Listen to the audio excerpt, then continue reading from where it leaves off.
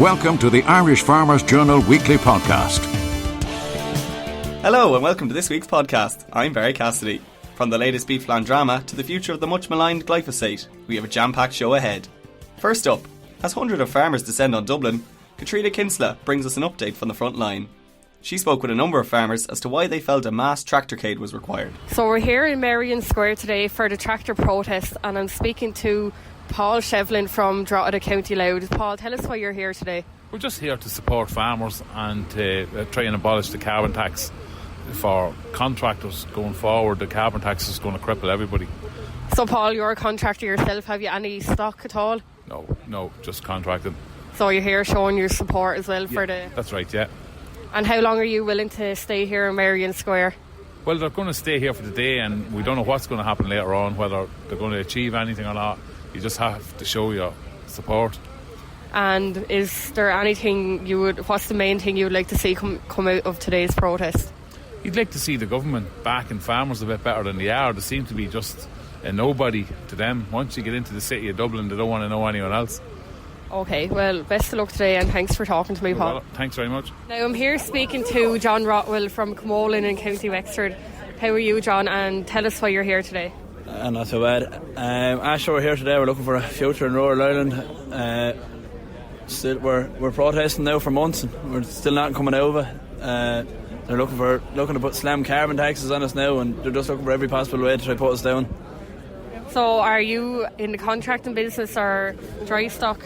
I'm a mixture between dairy and beef, so every issue here raised today is directly related back to me, and sure, it's a vicious circle for us all, really, like.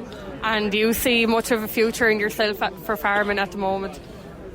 At the moment, the outlook is bleak. I'm currently studying, and hoping maybe try to work a job in farm as well. There's only way to keep it viable at the moment. You won't live off the land itself.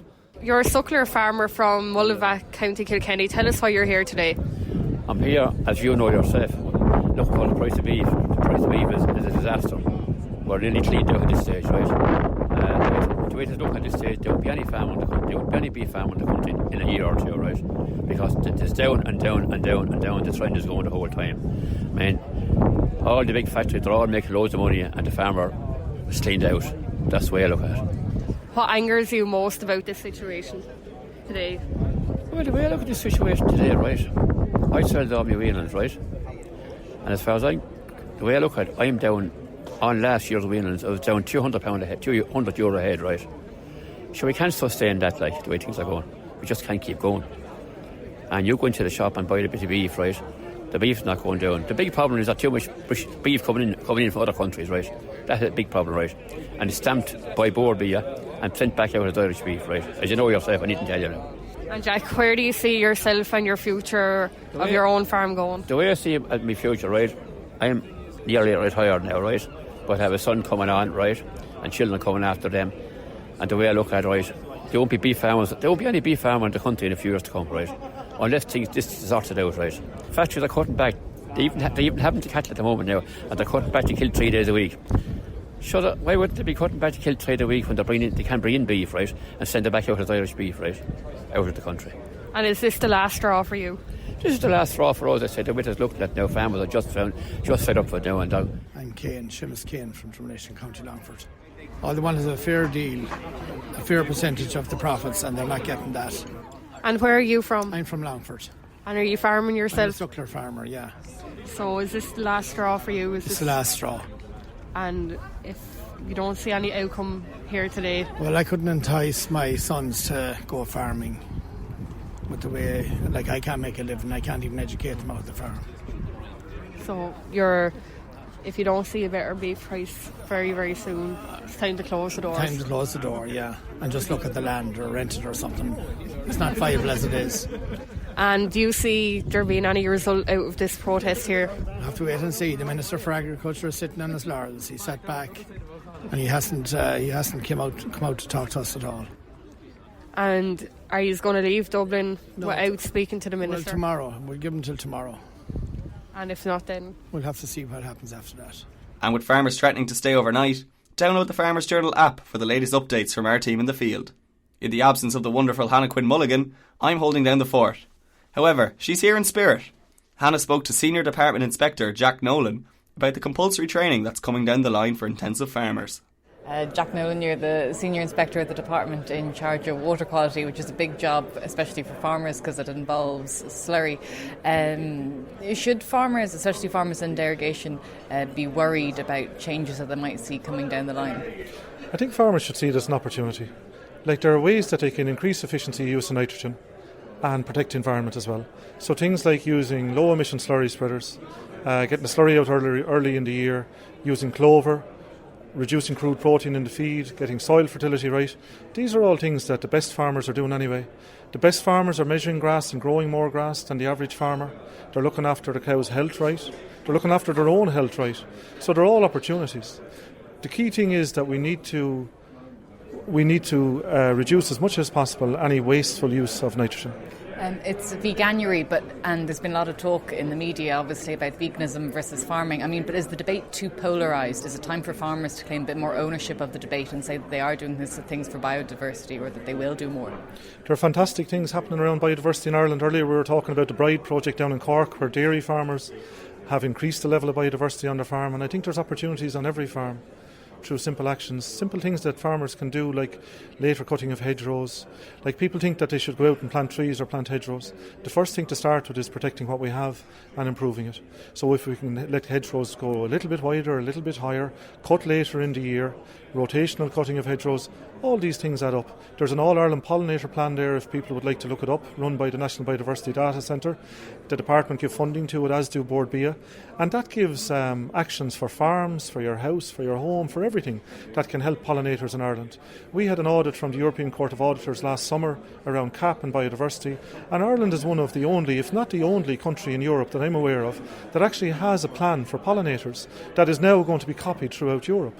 So we're in a good place. We just need more people to engage, and also we need, on the other side, for people that don't know enough about farming to come and see what is actually happening, because there's two sides to every argument.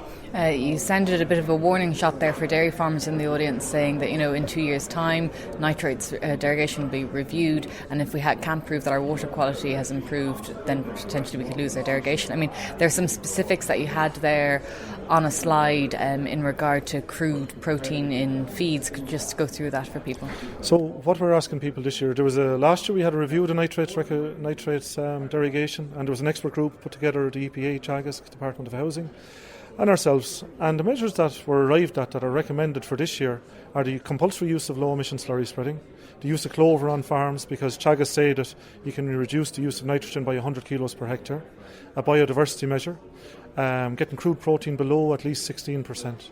But if you were at the Moore Park Open Day this year, any dairy farmer that was there, and it was very well attended, and remember the first four boards where Pádraig French was there, Lawrence Chalou, David Wall, Michael O'Donovan, what we're saying is the measures that Teagasc are saying you should take, you now need to take. This can't happen next year, it needs to start happening this year, and the good thing about this is that farmers have control of it themselves. So a farmer is the person that's making a decision about whether they're going to use lime on the farm, whether they're going to get their phosphorus right, when they're going to use their slurry. So we have an opportunity to do these things now in the next 2 years. And water quality the trend may not improve immediately, but if we can show that we're taking all the actions, we'll get credit for that. So we need farmers to act straight away, though, not to think that it's okay next year or the year after. They need to start this year. You mentioned a compulsory training course as well for grassland training and biodiversity as well. Is that coming in this year or down the line? Yeah, that's recommended that farmers would attend training around the environment this year. Grassland measurement is so important. I think Pasture Base Ireland has about 2,000 farmers on it, but only about 400 do 20-25 covers a year. A lot of farmers are probably eyeballing grass and judging it very well, but some farmers aren't, and there's great potential there. And it shouldn't be that all these things are thought of as new. A lot of farmers are doing these already. So we're just asking other farmers to take up. It's like if we're looking at a hurling match or something, every year the standard goes up. So the standard is improving, but through doing the things we're talking about here, farmers will actually make more money as well and benefit the environment. And will it just be derogation farmers or farmers who are over the 170 mark? It's recommended for all farmers that are over the 170 because they have about a third of the livestock in the country. And these are the farmers that, if they take an action, it has a huge impact.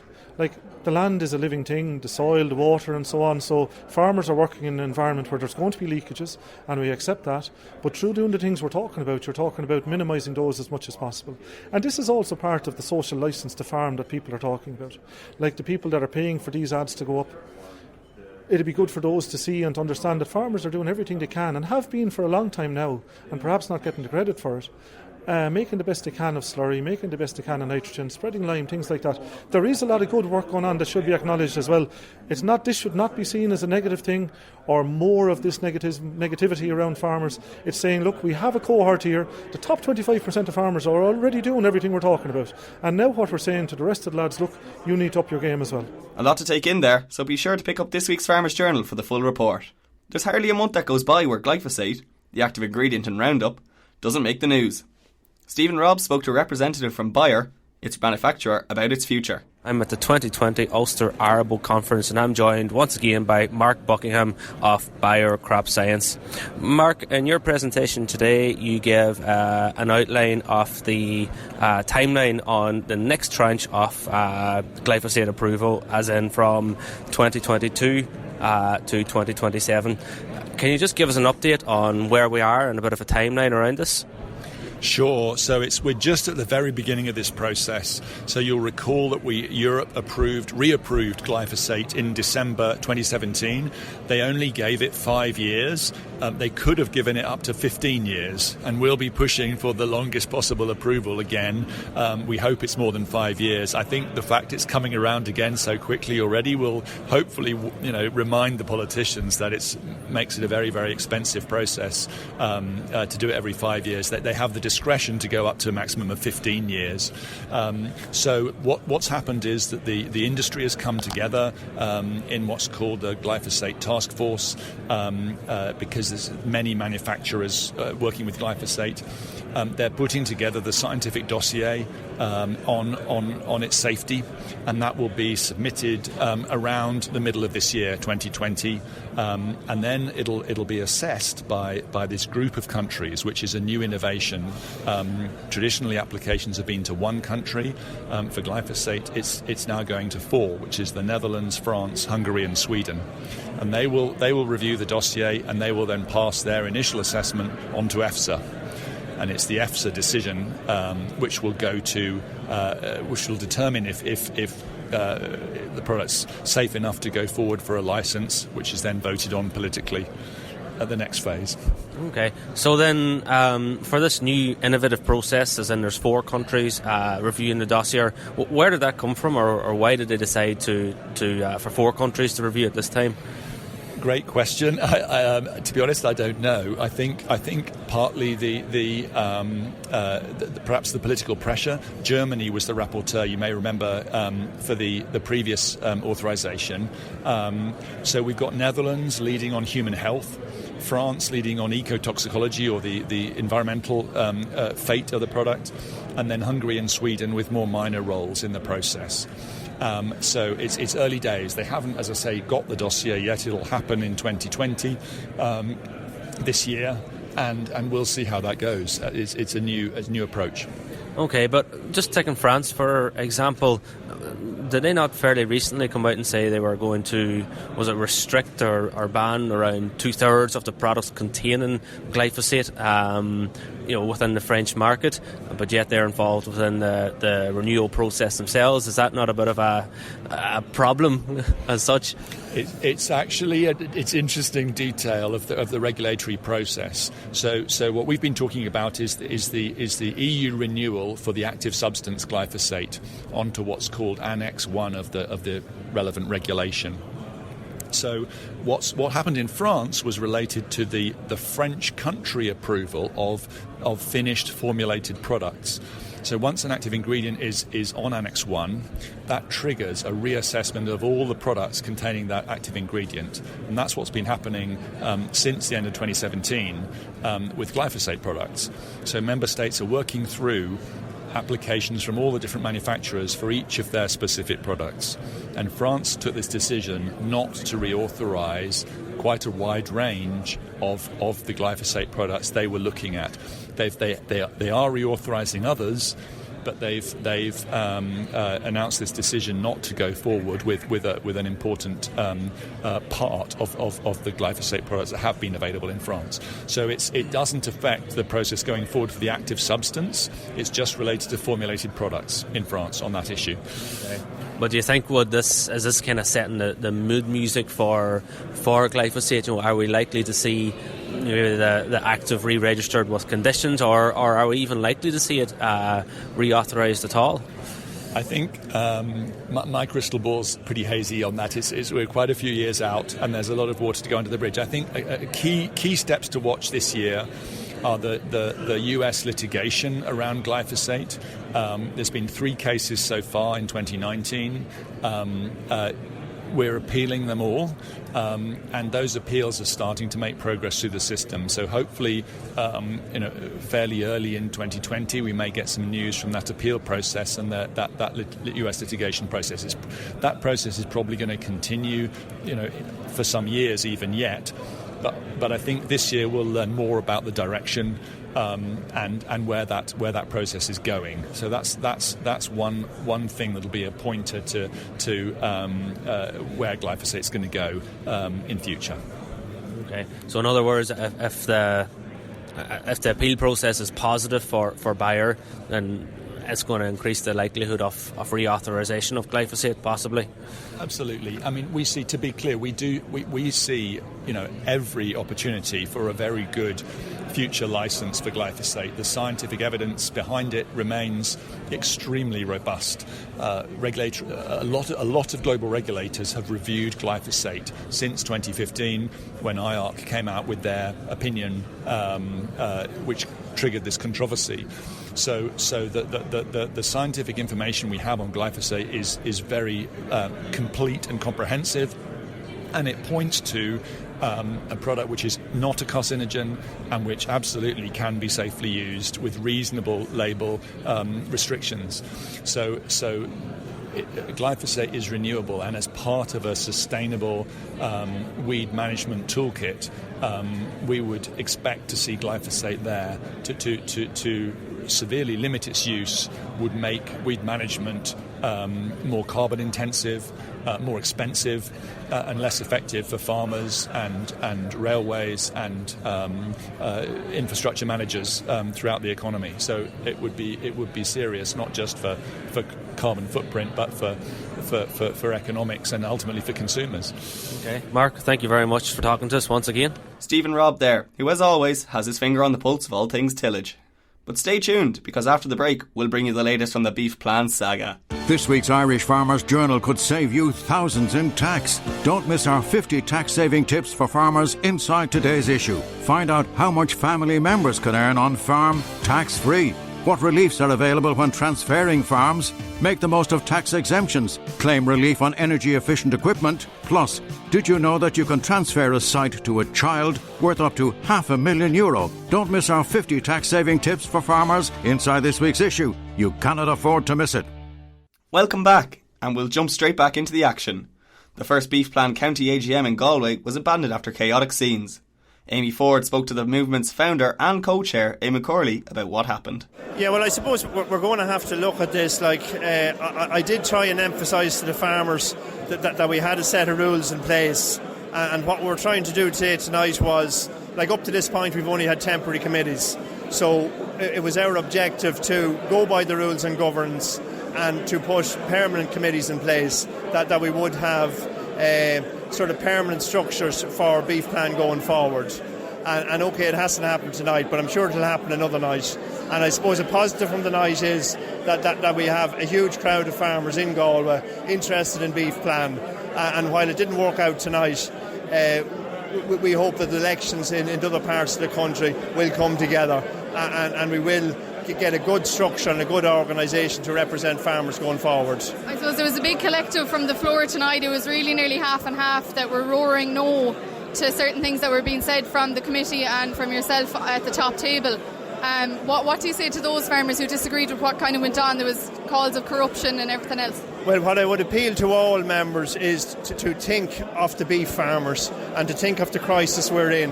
And like I was the person that came up with the name Beef Plan, and the reason we done it was that we didn't feel organisations out there represented the suckler farmers on the ground, and I do think that anyone who basically doesn't agree with that philosophy, I think they should agree with, and I think we should make the effort for ourselves and for our farmers to get an organisation that's going to work for everybody.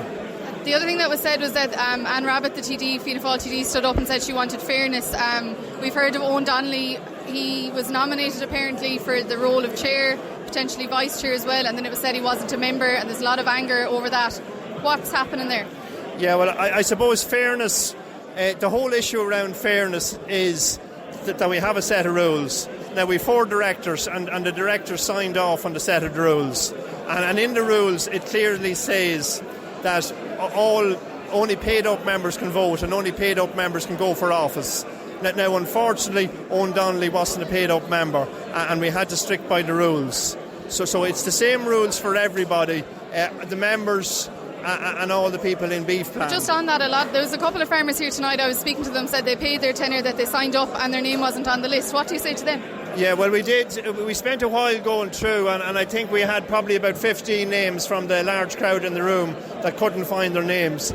But we did check them up on the online system. We had Moira Doyle, and we checked them as they come in, and we did rectify some of those. There was also some of them in different counties, so they will be able to vote in their own county. There was quite a few here turned up tonight, even though they're registered in Galway. Their actual home address was in Roscommon, so that explained quite a few of them. I suppose the nature of Beef Plan is that a lot of people here, it's voluntary. Registrations were collected. Like we had a list and we had to go by the official list. So I suppose I'd apologise to the farmers who maybe didn't get to vote. As it's tonight, we didn't actually get to vote at all, but we do hope to, going forward, to get a properly recognised beef plan and a proper structured vote in, because we think that's the way it has to go. Amy Ford there, reporting from our home state of Galway. Now, 2019 was a tough year for beef farmers. Beef editor Adam Woods spoke to Board Bia market specialist Mark Zieg about the beef market, live exports and global consumption and demand. The Irish Farmers Journal attended the Board Bia Meat Market and Seminar in Naas, County Kildare on Friday the 10th of January. I'm here with Mark Zieg, Board Bia market specialist. Mark, I suppose, to look back on 2019, what way did our kill finish up for 2019 in terms of level? Yeah, we ended up hitting a kill of 1.74 million head. That was 60,000 on the year before, which actually it probably should have gone the other way by around the middle of the year. We were 40,000 head up, but obviously the disruptions through the year pulled that back, and a few of those cattle indeed would still be in the system at the moment. In terms of forecasting forward to 2020, what way do you see it going in 2020? Yeah, looking at the AIMS data from the end of last year would tell us that there's a good lot of cattle, both on the female but more so on the male side, that are in that 12 to 24 month category then, which would typically be the cattle. Few from of those we'll leave behind, but we'll take a few of the older cattle as well. So that would indicate to us that there's probably between 40 and 60,000 head less this year. So that is a positive. A little bit of tighter supplies should drive. Is that as a result of lower exports, we'll say 2 years ago, or what is that as a function of? Yeah, it's the last couple of years. Higher exports. Yeah, the last couple of years we've had lower births, but only slightly. It's only been 4,000 or 5,000 head a year. But yeah, we had very strong exports, 295,000 last year, and certainly a lot of those calves, some weanlings as well. They're bringing a bit of that scarcity into the system. We've seen a swing in carcass weights, and we've seen most categories of stock with a positive in terms of carcass weights. So carcass weights are actually up for 2019. What are you putting that down to? Yeah, just the year that was in it. Obviously, 2018 was an awful grazing year, whereas last year we came back and got a good summer, and you know people are doing the job well and professionally, and that's why we've seen 6.8% of a rise in carcass weights, or about 10 kilograms on the steers and a little less on the cows, which is a good sign. In terms of, I suppose, looking at, you presented some worrying data on consumption in the UK and consumption in general in beef across Europe. What's your thinking on that as to where it's going to go? Yeah, obviously it's a concern, and we did see beef values right across Europe come down last year. And that we have to put it down to the consumption, because actually production was down by 5% in Europe last year. Imports were down by 8%. Exports from Europe were up by 3%. So we should have been doing a little better than we did. But really, consumption is very sluggish all around Europe. Down almost a percentage point last year. Forecasting the same for this year. And really that's going back not so much to economic factors in continental Europe.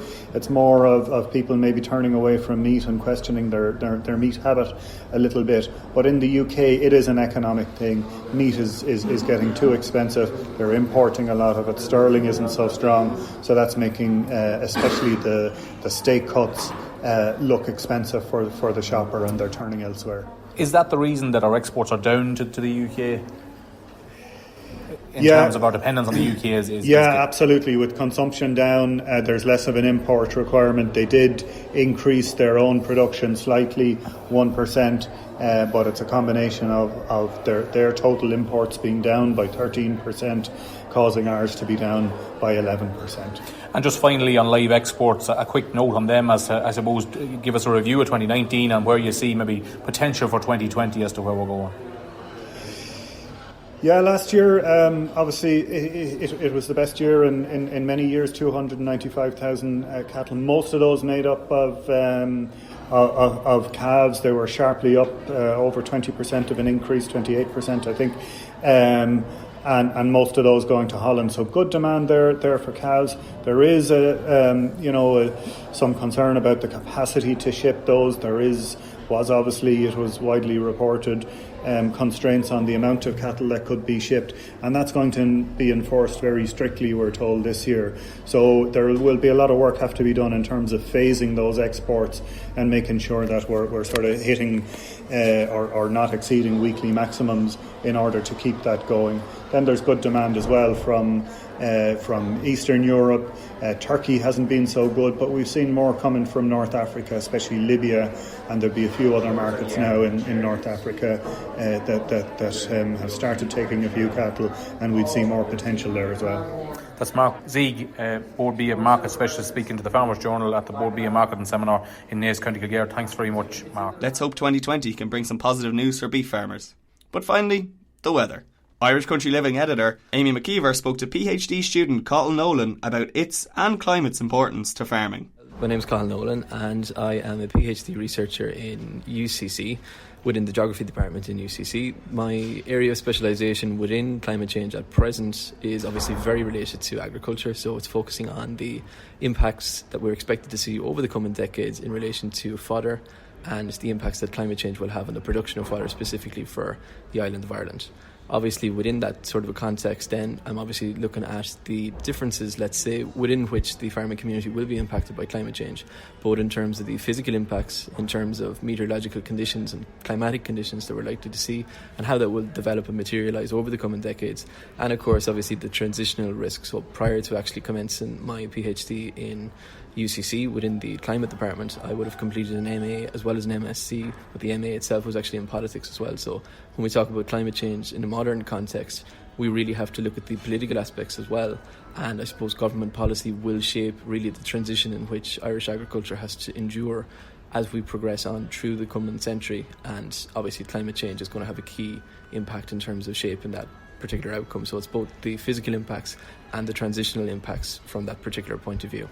Like a year and a half, 2 years ago, we had a massive fodder problem due to climatic irregularities. Do you see that as being a problem going forward? Like, what models are you looking at? We certainly did. I suppose the initial part of the actual project itself was to look back through the last 500 years, actually, so it's quite a long time period that we're trying to put together, and to basically assess the reasons behind each one of the previous, I suppose, major fodder crisis that we would have determined. Now, the initial findings that we came out with obviously obviously show that during the 17th, 18th and 19th century there was a higher frequency of fodder events than that observed through the 20th and the start of the 21st century. The reason behind that obviously is twofold.